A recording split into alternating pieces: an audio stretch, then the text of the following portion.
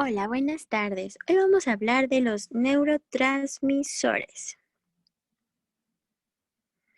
Aquí está el contenido de teoría y de seminario. El objetivo de esta semana. Y empecemos. La sinapsis es la comunicación que hay entre dos neuronas. Así de fácil y de sencillo. Por lo tanto, una neurona presináptica se refiere a una célula nerviosa que transporta el impulso nervioso hacia la sinapsis. Una célula posináptica es la célula que recibe una señal. Puede ser una célula nerviosa denominada neurona posináptica que transmite un impulso nervioso lejos de la sinapsis o una célula efectora que responde al impulso de la sinapsis. ¿Sale?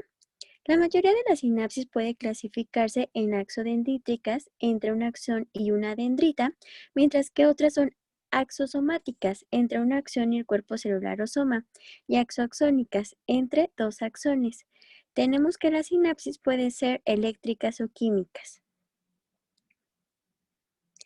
Entonces, una sinapsis eléctrica son los potenciales de acción, que son todos impulsos nerviosos que se van a transmitir directamente entre las membranas plasmáticas de células adyacentes a través de estructuras llamadas uniones comunicantes o hendidura. Cada unión en hendidura contiene alrededor de 100 conexones tubulares que actúan como conductos para conectar directamente en el citosol. La comunicación rápida son estos potenciales de acción que se transmiten directamente a través de la unión en hendidura. Las sinapsis eléctricas son más rápidas que las sinapsis químicas. Y la sincronización se refiere a que son estos pasos coordinados, la actividad de un grupo de neuronas o de fibras musculares. En otras palabras, un número importante de neuronas o de fibras musculares pueden producir potenciales de acción al unísono, si es que están interconectadas por uniones en hendidura. La sinapsis química,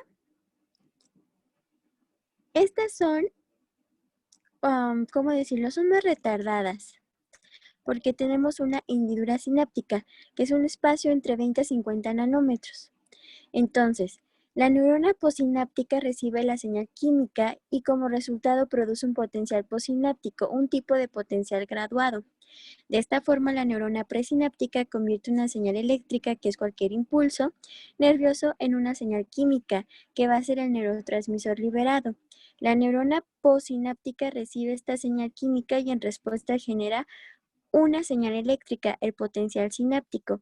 El tiempo que requiere para llevar a cabo este proceso es una sinapsis química y es el retardo sináptico de alrededor de 0.5 milisegundos. Por esta razón, la sinapsis química retransmiten las señales y por lo tanto son más lentas que las eléctricas.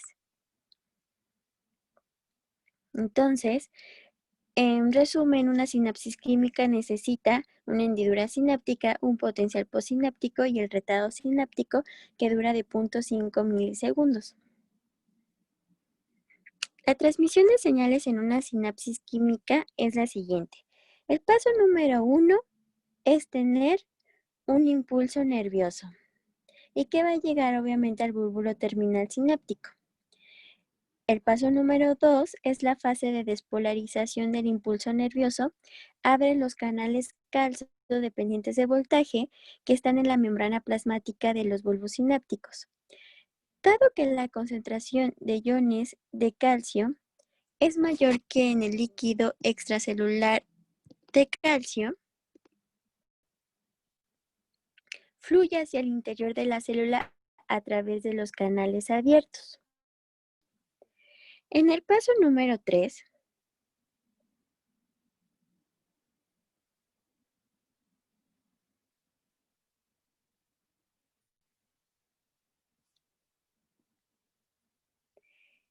entonces, paso número 1, impulso nervioso. Paso número 2, se abren los canales dependientes de voltaje y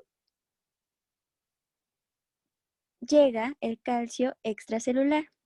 El paso número 3 es el aumento de la concentración de calcio ya dentro de la neurona presináptica.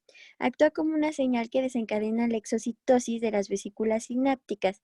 A medida que la membrana de la vesícula se fusionan con las membranas plasmáticas, las moléculas de neurotransmisores contenidos dentro de estas vesículas se liberan hacia la hendidura sináptica. Y cada vesícula sináptica contiene varios miles de moléculas de neurotransmisor.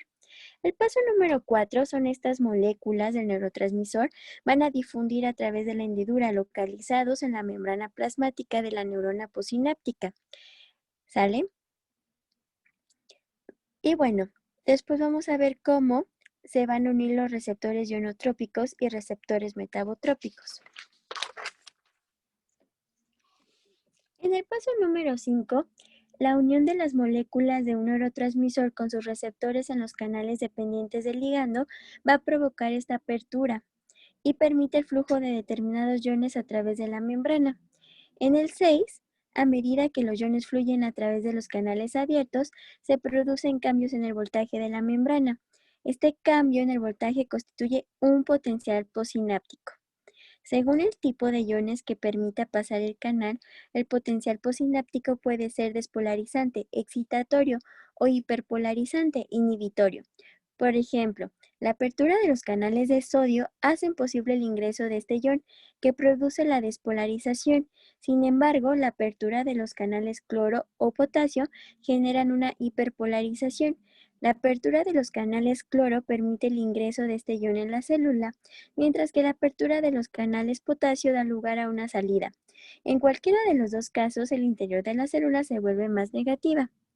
En el paso número 7, cuando un potencial posináptico despolarizante alcanza el umbral, desencadenará un potencial de acción en el axón de la neurona posináptica.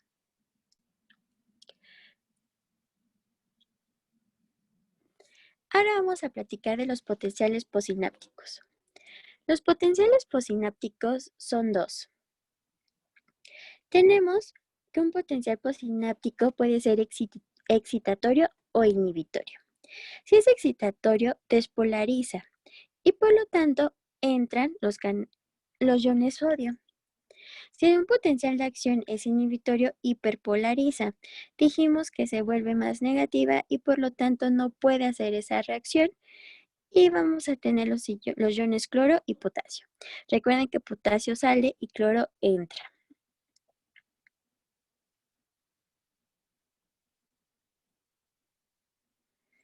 Ahora, ya entendiendo bien ese concepto, vamos a platicar de la estructura de los receptores de neurotransmisores. Tenemos que, ya sea un potencial posináptico excitatorio o inhibitorio, vamos a tener un receptor ionotrópico y un receptor metabotrópico. El receptor ionotrópico es un tipo de receptor de neurotransmisor que contiene un sitio de unión y un canal iónico. En otras palabras, el sitio de unión del neurotransmisor y el canal iónico son componentes de la misma proteína. Un receptor ionotrópico es un tipo de canal dependiente del ligando. En ausencia del neurotransmisor, que es el ligando, se cierra el componente de canal iónico del receptor ionotrópico. Cuando el neurotransmisor correcto se une al receptor ionotrópico, el canal iónico se abre y acontece un potencial posináptico, ya sea excitatorio o inhibitorio, en la célula posináptica. Muchos neurotransmisores excitatorios se unen a receptores ionotrópicos que contienen canales catiónicos. Un potencial posináptico excitatorio son el resultado de la apertura de estos canales. Cuando los canales catiónicos se abren, permiten el paso de los tres cationes más abundantes, que es sodio, potasio, cloro, a través de la membrana de la célula posináptica. Pero la introducción de sodio es mayor que la salida de calcio o la salida de potasio, y en el interior de la célula posináptica se torna menos negativo, y esto le llamamos despolarización. Muchos neurotransmisores inhibitorios se unen a receptores ionotrópicos que contienen canales de cloruro. Los potenciales postsinápticos inhibitorios son el resultado de la apertura de los canales cloro. Cuando estos canales se abren y a una cantidad mayor de iones cloruro difunden hacia el interior. El flujo hacia el interior de los iones cloro hace que el interior de la hendidura postsináptica se torne más negativo, hiperpolarizándolo. El receptor metabotrópico, este es un tipo de receptor de un neurotransmisor que contiene un sitio de unión, pero carece de un canal iónico.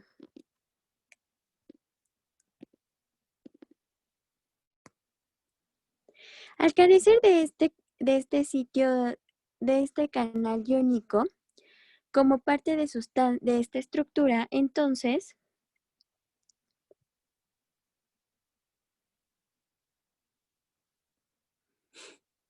entonces los receptores metabotrópicos son estos receptores que carecen de este canal iónico, ¿sale? ¿Y qué vamos a tener? En este vamos a tener separado un tipo de proteína de membrana denominada proteína G. Cuando un neurotransmisor se une a un receptor metabotrópico, la proteína G abre o cierra directamente el canal iónico o bien puede actuar de forma indirecta activando otra molécula de un segundo mensajero en el citosol, el que a su vez abre o cierra el canal iónico. Por lo tanto, el receptor metabotrópico difiere de un receptor ionotrópico en que el sitio de unión del neurotransmisor y el canal iónico son componentes de proteínas diferentes. No siempre o no, la fisiología no es así, los neurotransmisores se deben de degradar, ¿de acuerdo? Y lo hace por estos 3 pasos. La difusión tiene que ver con una parte de las moléculas de neurotransmisores liberados en la sinapsis difunden hacia afuera de la hendidura sináptica y una vez que una molécula neurotransmisora no está dentro del alcance de sus receptores pierde la capacidad para producir algún efecto. La degradación enzimática. Ciertos neurotransmisores son inactivados a través de la degradación enzimática, por ejemplo, la enzima acetilcolinesterasa hidroliza la acetilcolina en la hendidura sináptica. Y la recaptación celular, muchos neurotransmisores son transportados activamente hacia el interior de la neurona que los liberaron. Esto se llama recaptación. Otros son transportados hacia las células gliales adyacentes y las neuronas son liberadas como la noradrenalina, por ejemplo, recaptan rápidamente este neurotransmisor y lo reciclan y lo almacenan en nuevas vesículas sinápticas.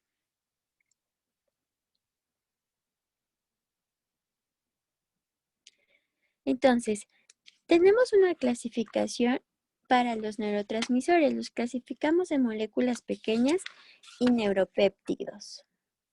¿Pero qué es un neurotransmisor? Un neurotransmisor es una sustancia química que utiliza las neuronas para comunicarse con otras neuronas, fibras musculares y glándulas, ¿sale? Entonces, para fines prácticos, estas son las moléculas pequeñas y estos son los neuropéptidos que vamos a estar conociendo a lo largo de estas semanas.